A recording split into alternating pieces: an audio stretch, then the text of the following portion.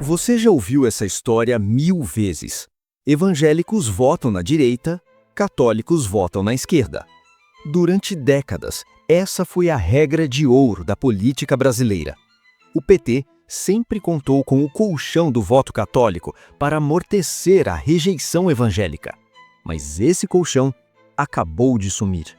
Uma pesquisa que acaba de cair como uma bomba em Brasília mostra algo que ninguém esperava.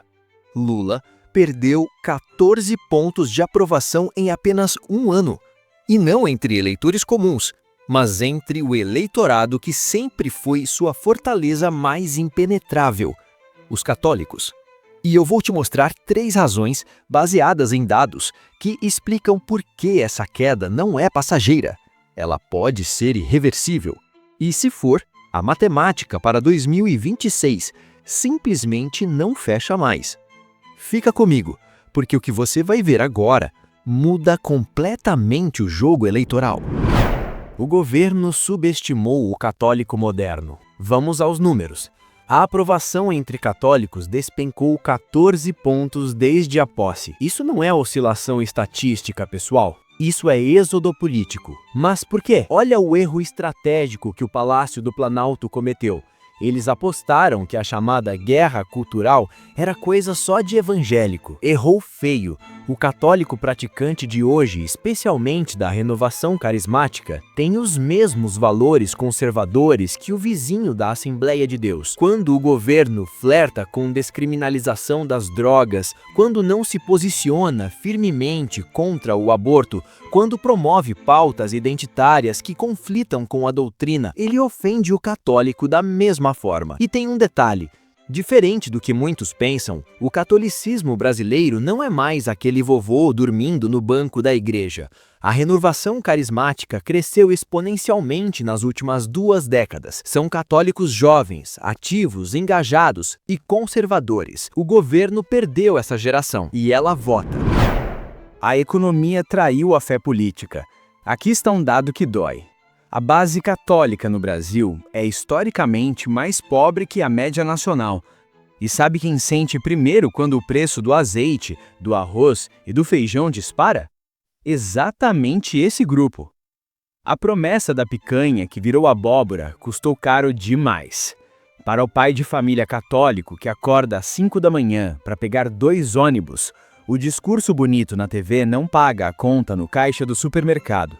Enquanto o governo focava em viagens internacionais e discursos para a militância acadêmica, o padre na paróquia do bairro estava ouvindo as queixas reais do povo. Houve um descolamento brutal. O católico médio se sentiu abandonado. Ele viu um governo que fala muito para nichos ideológicos e pouco para a massa que acorda cedo, trabalha duro e só quer conseguir colocar comida na mesa sem desespero. E quando a esperança econômica morre, a lealdade política morre junto. E essa é a bomba que ninguém está discutindo. A fusão do comportamento eleitoral cristão. Nós estamos vendo pela primeira vez na história recente do Brasil algo inédito. As linhas estão se cruzando. O católico não é mais o contrapeso do evangélico. Eles estão votando juntos na mesma direção, pelos mesmos valores, contra os mesmos inimigos. Deixa eu te mostrar o que isso significa na prática.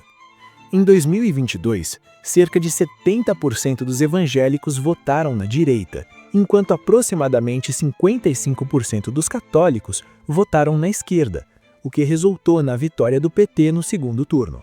Agora, projetando 2026, se a queda de 14 pontos entre os católicos continuar, os evangélicos podem chegar a algo próximo de 75% de votos direcionados à direita, enquanto entre os católicos, o cenário deixa de ser majoritariamente favorável à esquerda e passa para um empate técnico, com metade inclinada à esquerda e metade à direita.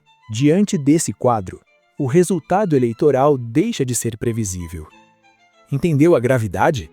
Sem o voto católico massivo, Lula perde a única vantagem demográfica real que tinha contra a direita.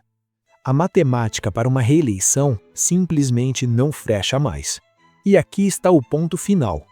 Essa não é uma crise de comunicação, é uma crise estrutural.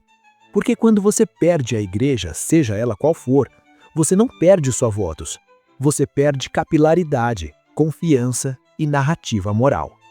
E isso, meu amigo, não se recupera com marketing político. Então, isso tem volta? Ou o divórcio é definitivo? Eu tenho minha análise, mas quero ouvir a sua conta. Deixe aqui nos comentários. Se você é católico praticante, sua aprovação ao governo caiu, se manteve ou aumentou no último ano? E mais importante, por quê? Se você não é católico, você acha que essa fusão do voto cristão evangélico mais católico é real ou exagero das pesquisas? Quero ver a matemática real aqui do canal. Comenta aí que eu leio todos. E se você curte análise política baseada em dados e estratégia sem torcida, se inscreve no canal e ativa o sininho, porque a próxima bomba eleitoral eu vou trazer primeiro aqui. Valeu e até o próximo.